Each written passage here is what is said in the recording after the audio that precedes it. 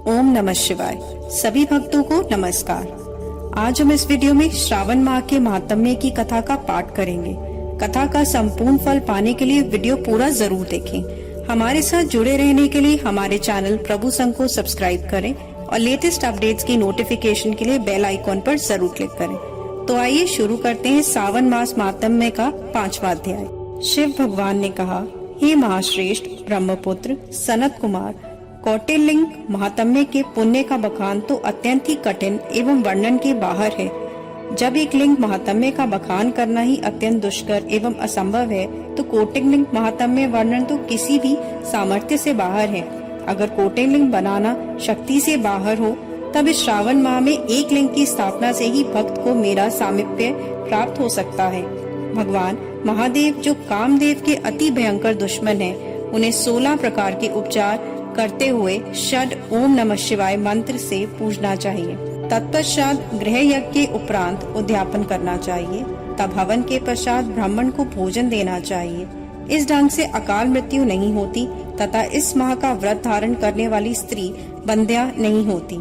यह व्रत सारी विपत्तियों को हरने वाला तथा रोग और ताप को भगाने वाला होता है। यह ऐश्वर्य से भी बढ़ोतरी कराता है। श्रावण माह में पंचामृत से अभिषेक करना मरणोपरांत शिव धाम में एक कल्प तक वास करता है तथा वह श्री भगवान सदाशिव के भी अत्यंत प्यारा होता है। इस माह में चावल का सेवन वर्जित है तथा इस माह में हविष्यान भोजन ग्रहण करने वाला अत्यंत धान्य सामग्री की अक्षय निधि पाता है। पत्तल पर भोजन करने वाले को सोने का पात्र मिलता है तथा शाक को छोड़ने वाले को शाककर्ता का पद मिलता है। भूमि पर शयन करने वाला कैलाशवासी बनता है। ब्रह्म मुहूर्त में स्नान करने वाला पूरे माह का स्नान फल पाता है। इंद्रियों को काबू में रखने वाला जितेंद्रिय बनता है। वह इंद्रजन्य फल की प्राप्ति करता है तथा स्फाटिक मणि पत्थर मिट्टी और मरद कमणी से भी बना या स्वयं बनाए हुए शिवलिंग अथवा चंदन मक्खन या किसी और विधि से बनाए हुए शिवलिंग की एक पूजा करने से 100 ब्रह्म हत्याओं का पाप नष्ट हो जाता है। सूर्य ग्रहण, चंद्र ग्रहण या किसी सिद्ध क्षेत्र में 1 लाख जप करने से मिलने वाली सिद्धि श्रावण माह में केवल एक बार जप करने से ही मिल जाती है। अन्य किसी क्षेत्र में नमस्कार तथा प्रदक्षिणा से जो 1000 वर्षों का फल मिलता है, वह इस मास में केवल एक ही बार के नमस्कार से मिल जाता है। हे ब्रह्मपुत्र, मुझे यह श्रावण माह अत्यंत ही प्रिय है। इस माह में वेद पारायण करने से सब प्रकार के वेदों की सिद्धि मिलती है तथा श्रद्धा भाव से स्वाध्याय करने पर ब्रह्म हत्या या अन्य जघन्य पापों से छुटकारा मिलता है। शिव जी ने कहा, हे ब्रह्मपुत्र, गुरु शैया पर किया गया पाप इस माह के पुण्य प्रताप से नष्ट हो जाता है। अतः इस माह में प्रतिदिन पुरुष सूतक पाठ अवश्य करना चाहिए।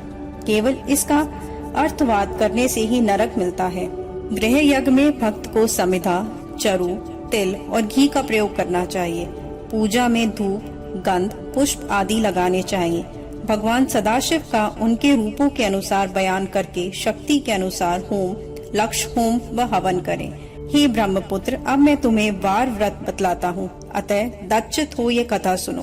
प्राचीन काल में प्रतिष्ठानपुर नगरी में सुकर्मा नाम का बहुत ही दीन ब्राह्मण रहता था, जो भिक्षावृत्ति से ही अपना गुजारा करता था। एक दिवस वह एक गृह में भिक्षा मांगने गया। उस गृह में कुछ महिलाएं रविवार का व्रत पर थीं। उन्होंने ब्राह्मण को देखकर पूजा अर्चना का सामान कपड़े में ढांप दिया। उसने उन स्त्रियों से कहा, हे देवियों, आप सभी साध्वी हैं, फिर आपने ऐसा क्यों किया? कृपया आप मुझे भी इस व्रत के करने का ढंग बताएं।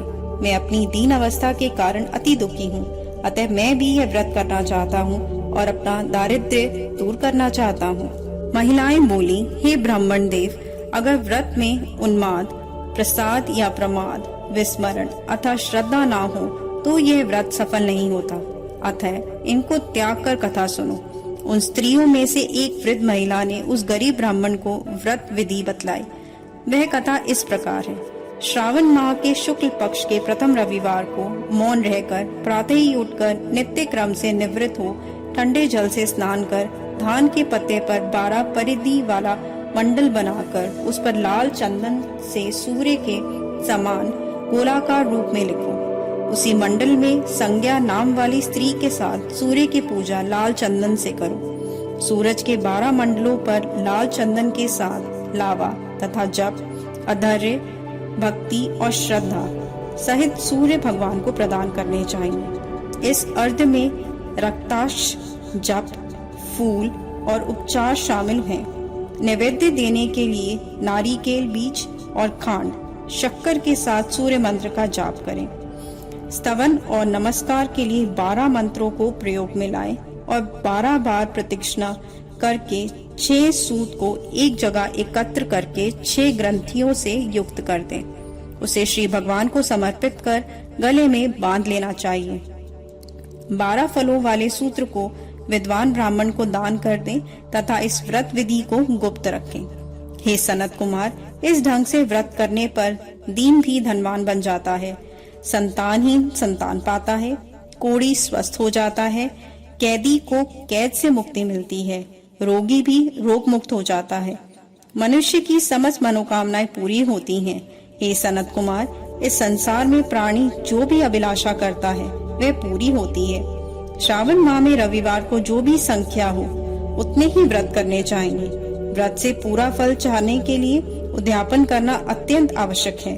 तत्पश्चात व्रत और उद्यापन से सिद्धि मिलती है। वह ब्राह्मण उन महिलाओं से व्रत विधि जानकर अपने घर वापस चला गया। घर आकर उसने अपने परिवारजनों को व्रत विधि कह सुनाई। उस व्रत विधि में श्रावण मात्र से ही ब्राह्मण की दोनों कन्याएं अति रूपवान हुई। लक्ष्मी देवी भी अब उस पर दीन ब्राह्मण के गृह में आकर वास करने लगी। इस प्रकार वह दीनहीन ब्राह्मण कुबेर के तुल्य ही धनवान बन गया। एक दिवस नगर नरेश ने राह से गुजरते हुए उन दोनों कन्याओं को खिड़की से देखा तो नरेश उनके रूप को देखकर उन पर मोहित हो गया। तब उसने उनके पिता से उन दोनों कन्याओं से विवाह करने की इच्छा प्रकट की। ब्राह्मण ने भी प्रसन्न होकर उन दोनों कन्याओं का विवाह नरेश से कर दिया। वे दोनों कन्याएं भी उस बलशाली और रूपवान तथा गुणों की खान वाले नरेश को पति के रूप में पाकर मन ही मन प्रसन्न हुई। कालांतर में और व्रत के प्रभाव से उनके पुत्र रत्न की प्राप्ति हुई और सुखमय जीवन व्यतीत करने लगी। महादेव जी बोले, हे ब्रह्मपुत्र सनत कुमार, मैंने तुम्हें संपूर्ण कथा कह सुनाई। इसके श्रवण मात्र से ही सभी मनोकामनाएं पूरी हो जाती हैं। अतः हे ब्रह्मपुत्र, जिस व्रत के केवल श्रवण मात्र से ही सब कुछ मिल जाता है, अतः यदि ऐसे व्रत को अनुष्ठान और विधि पूर्वक संपन्न किया जाए तो प्राणी इहलोक और परलोक की सभी सुख सुविधाएं सहज ही मिल जाती हैं और अंत में सांसारिक दुख से छुटकारा मिलता है और वह अंत काल में धाम को वास करता है। कथा संपूर्णम। हमारी वीडियो को लाइक जरूर करें।